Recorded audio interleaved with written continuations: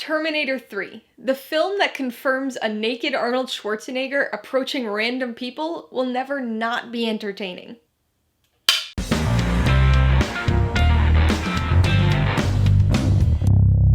Hey everybody, welcome to Mainely Movies. Today I'm going to be talking about the 2003 sci-fi action sequel, Terminator 3: Rise of the Machines. If you're new here, please consider subscribing for a variety of movie-related content like reviews, rank lists, and trailer reactions. All of my reviews include a breakdown of the pros and cons, my rating, and some tailored film recommendations, so be sure to watch through to the end of this video for all of that extra content.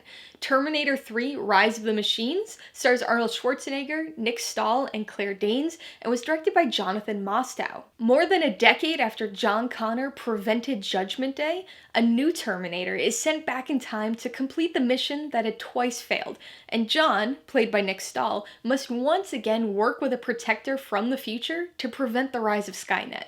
I'm not one to hate on sequels just for their mere existence. They can be a tricky thing, and there's always that balance between advancing the story and doing it to capitalize on the monetary success of a franchise. When these two things are equally balanced, people don't typically have a problem with a sequel. It's when things start to tip towards the money side that people start throwing around phrases like cash grab and unnecessary sequel. As much as I like to see original content, I really don't have a problem with sequels, as long as they further the story in a way that tracks with the previous film. Unfortunately, with Terminator 3, that's just not the case. I really don't like to use the phrase unnecessary sequel in my reviews because, for the most part, I think all films have some merit, and deeming something as unnecessary feels a little reductive. But I gotta say, Terminator 3 is about as close as it gets to an unnecessary sequel for me. I don't hate it, and I don't think it's the worst movie ever made. I just don't think it contributes to the story.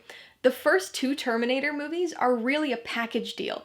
They're enjoyable separately, but together form a cohesive and complete story. I'm certainly not advocating for all movies to end with some sort of cliffhanger in the hope that they'll make a sequel, but some movies inherently have a bit of openness to their endings. Terminator 2 was not one of those movies. So that really starts this third movie off on a bad foot. As interesting as it is to see an older John Connor, the whole story just feels tacked on. The whole time travel integration thing that was so fluid and well thought out in the first two movies feels very clunky here. Rather than using moments or things that were hinted at in the earlier films, Terminator 3 just takes entirely new ideas and characters and slaps them onto the existing story, claiming that they were things that happened during the previous films, or maybe right before them, and we just didn't know about it. I get that it was their way to craft a continuation of a completed story, but the clunky and obvious retconning just sticks out like a sore thumb, and frequently pulls me out of the story. In addition to changing up the story, the style of Terminator 3 is incredibly different from its two predecessors. Probably the biggest reason for that is the fact that this was the first Terminator movie that didn't have James Cameron sitting in the director's chair. The 12-year time gap between T2 and T3 certainly contributed to this change as well. This movie lacks the grit that the first two movies had. The first Terminator was definitely a darker film, and could be classified as a gritty movie, but even T2 had that quality to it. Whether it was the film grain, or the type of practical effects, or whatever, it still had that sweaty, grimy action movie feel to it. Terminator 3 just looks so glossy. It was shot on film, but it has that polished digital look to it. The CGI is very prevalent, but it's decent, with the exception of an incredibly clunky looking fight between the T-800 and the TX. I'll admit that I remembered this movie being quite a bit worse than it actually is. I'm not saying that I like it, and it's not even close to the level of T1 and T2. Is it a disappointing follow-up? For sure. An unnecessary follow-up? Yeah. An obvious setup for more sequels? Definitely. But it's not the cinematic catastrophe it's been painted as over the last decade and a half. Alright, let's talk about the pros and cons. The only real pro of this movie is Arnold Schwarzenegger as the Terminator. This is his third time as this character and his second time portraying the protector role.